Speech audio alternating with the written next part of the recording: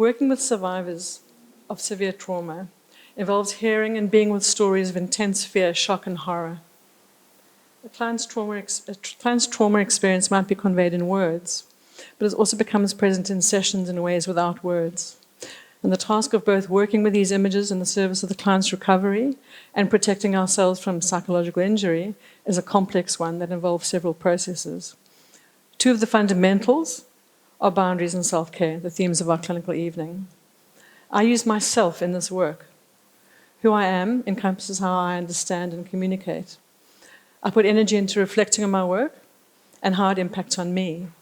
I identify what it engages in me, and this is because I believe that I'll have responses to clients and their material that is useful to the therapy and also to my own growth. In this, I've been gobsmacked, overjoyed, relieved, burnt out, disillusioned, but I never thought of myself as being traumatized by this work. However, I had a profound experience that I'd like to share with you to illustrate that these impacts can be subtle and their resolution challenging. So I'm going to talk about the issues of boundaries, vicarious traumatization, and self-care. I won't go into the discussion about whether vicarious traumatization is a countertransference reaction or not. I'll go with George's position on that. And I'd like to explain how I view and work with them. To hopefully illustrate, I'm going to present a small section of work with a client, referring specifically to the work we did together to reduce intrusive symptoms that were deeply distressing for her. A boundary is the point at which we meet. It's also the point at which we define our separateness. What is me and what is you? It's also the edge that holds, the container. In therapy, it represents a containment field, and one that I as therapists maintain both physically and mentally in three spheres: externally, relationally, and internally. Now, setting up the external and relational boundaries involves some behaviors or rules that are usually openly articulated. The usual list includes some absolutes and some context dependent. For example, contact in sessions, touching people or not touching them, the kind of social contact we can have with clients, the sessions themselves, where we have them, how long they're for, gifts, self-disclosure, confidentiality. These things are to provide safety, to provide a safe space for a client. And they don't sound so complex. They're there to provide a frame for the work, to create a holding environment. But our minds are also the holding environments, and this is where the more subtle boundaries are created. I need to keep my mind available for therapy, using a kind of internal boundary to sort of partition off my stuff. However, I need to access my stuff all the time because it makes me who I am, authentic. It provides information about things, about me and about the client. And my mind needs to connect deeply with the clients. I have to take in the client's reality and strive to understand it.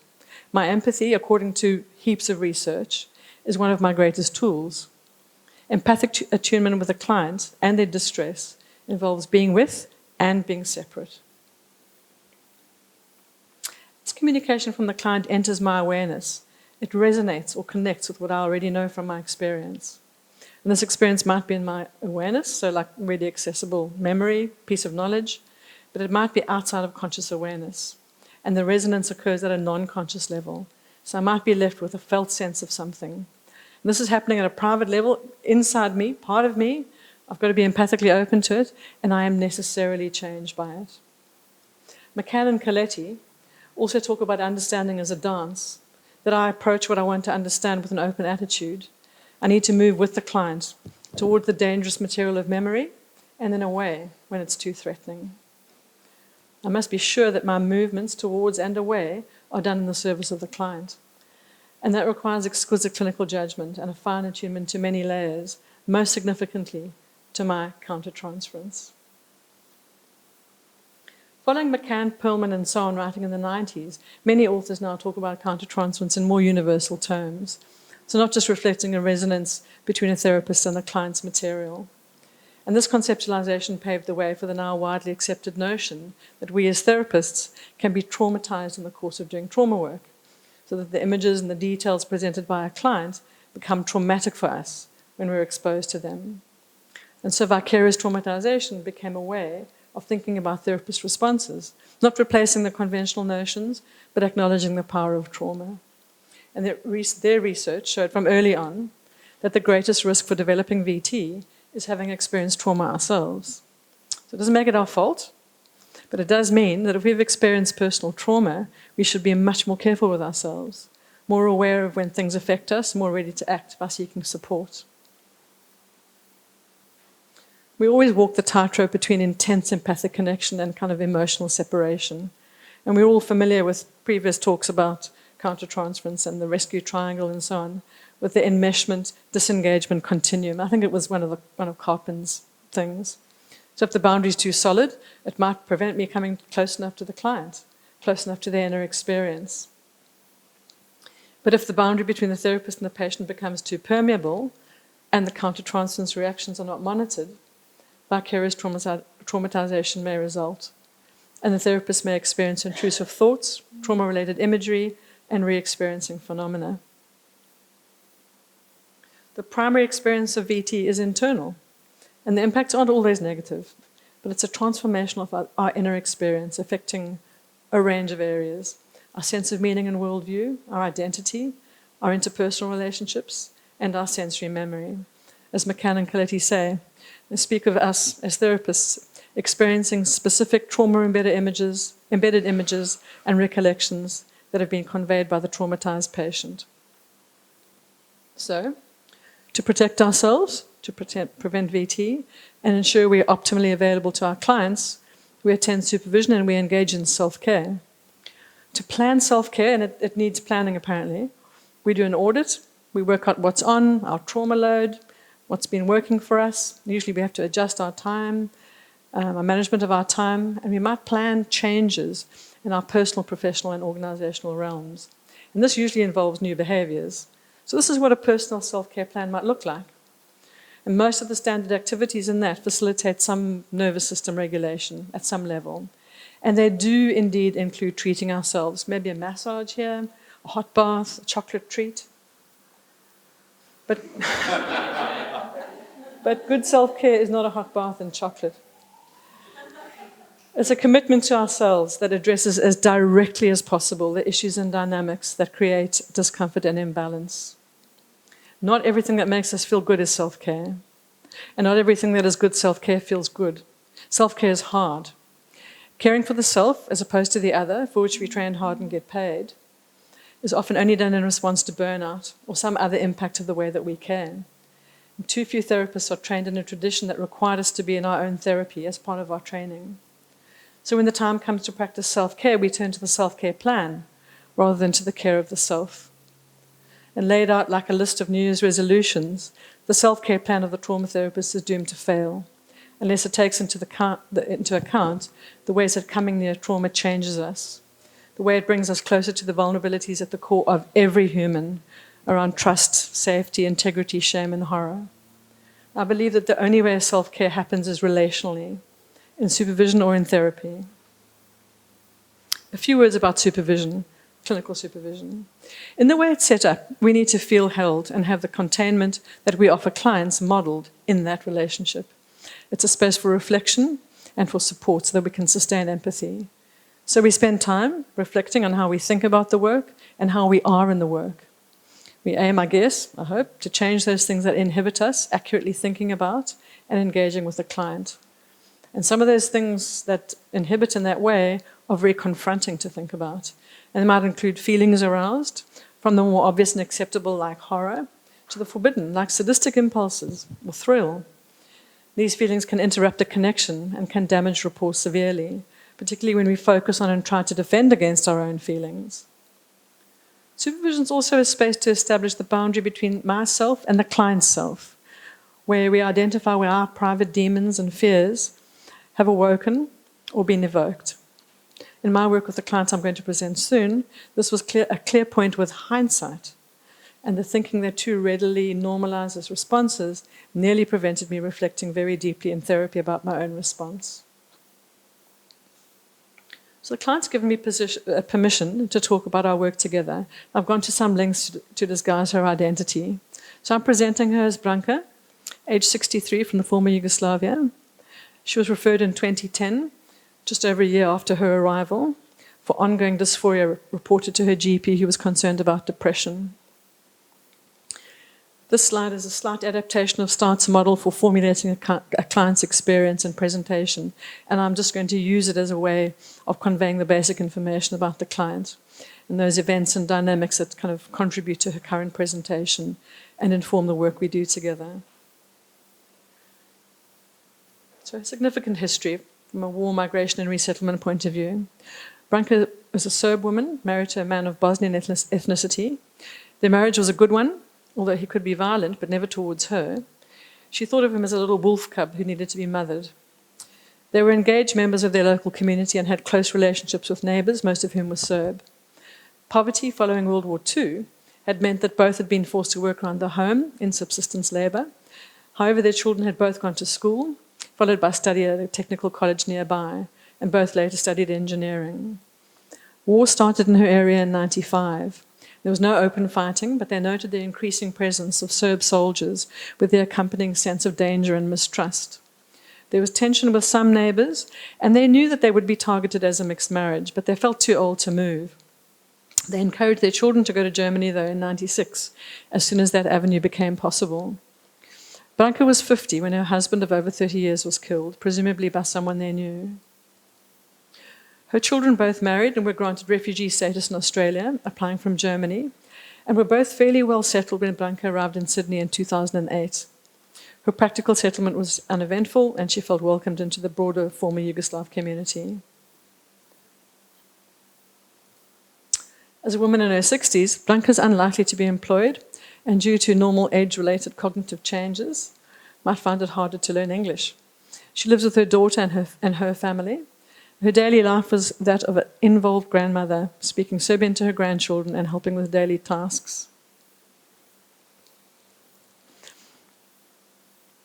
During assessment, in addition to the initial clinical interview, Branka completed several psychometric measures that we use with all clients at Starts.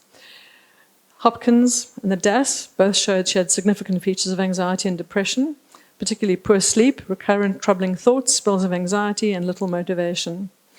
There were a few issues with her completing the Harvard Trauma Questionnaire, but the second time I did it, she was speaking of having intrusive phenomena and strong reactions to these. However, her experience of her symptoms was a more useful thing for guiding our work together, and her experience made it clear that grief was the most prominent and distressing symptom. She was thinking daily of her husband, unable to give any detail, but just feeling intense sadness and feeling forsaken. Her goals: I only want to not feel depressed and sad. She was aware of needing to move on, as I think quite a few people in her community were telling her she needed to do. I actually don't think she wanted to move on from his death. So there are a few hypotheses that we would all naturally generate. From her description of her most troubling symptoms, it was clear that she was experiencing complicated grief. She longed for her husband daily, and she felt she had little to look forward to without him. She couldn't create a new life or a new future without him.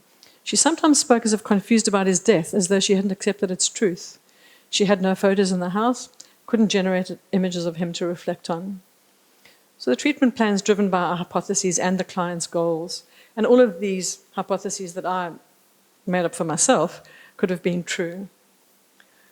But mostly the aim would be to build a fuller picture of the person that she'd lost, to do grief work. Our therapy involved about 18 sessions, and the work was fundamentally supportive. And the nature of that support meant that later, when it was needed, exposure work was possible. I use the word exposure slightly advisedly, though. The transference, the relationship between the two of us, was positive, didn't appear complicated.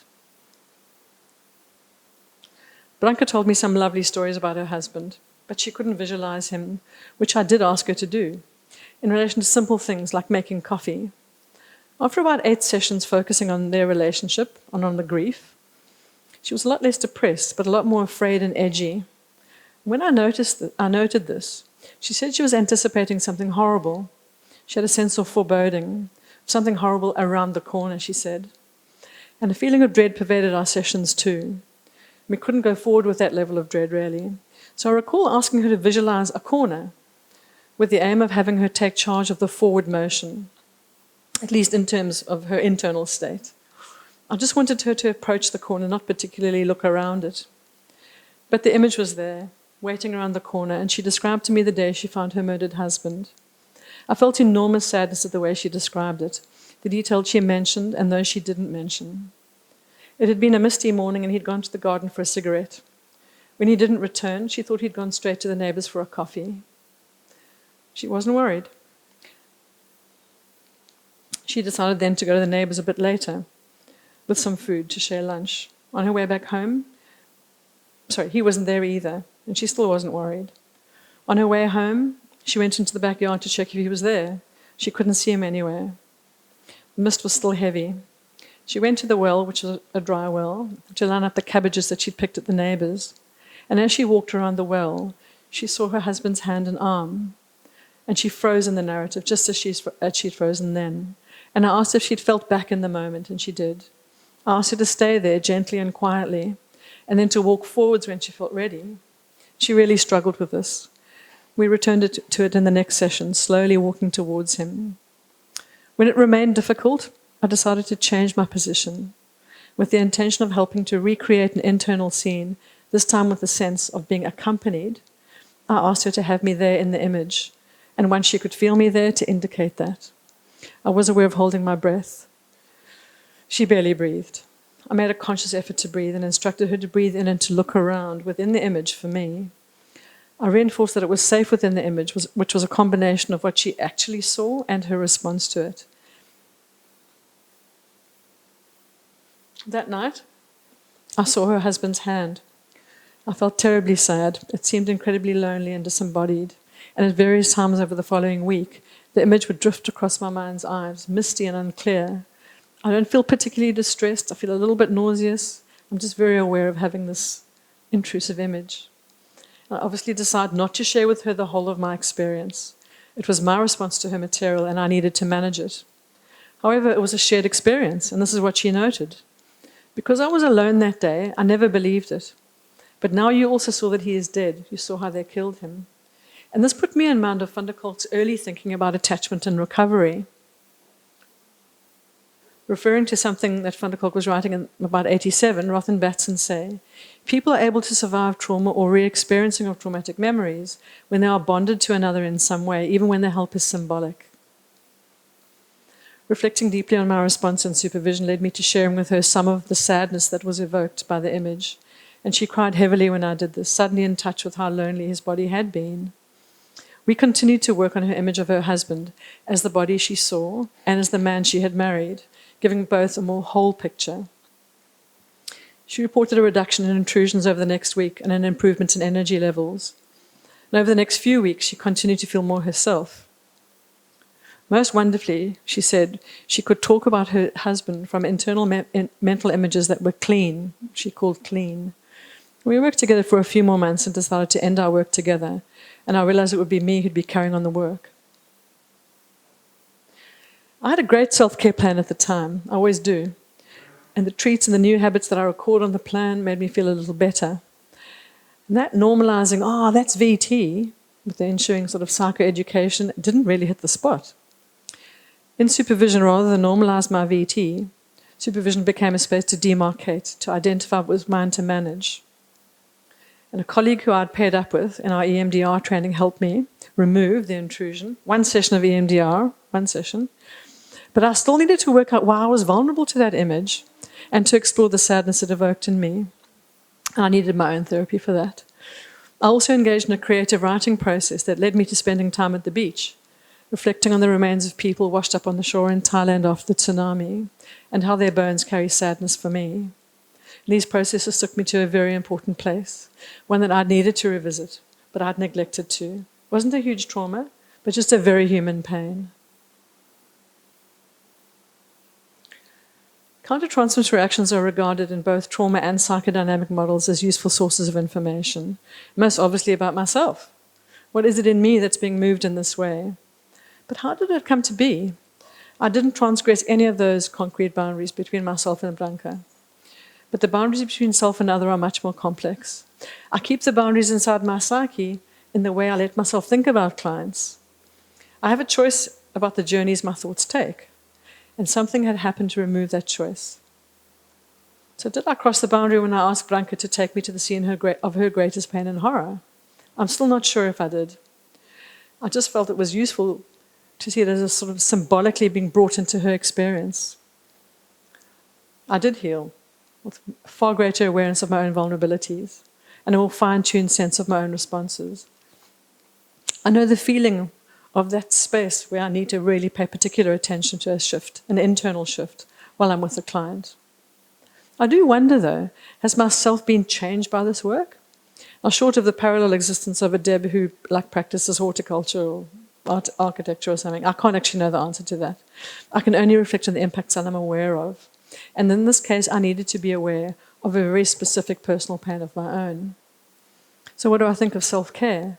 I think it goes beyond the "you're worth it" cliches, towards a deep acknowledgement that it is we ourselves that is engaged when we work with others and their damaged souls. Ourselves have also seen pain and trauma that's not related to that of our clients. We have our own private demons and tears that are part of us. We need to have at least attempted to take care of them, or else they'll revisit us, causing pain, fear, and demoralization, and preventing us really connecting to clients in ways that truly enable change. So here are some readings. Please take a photograph of this and read them.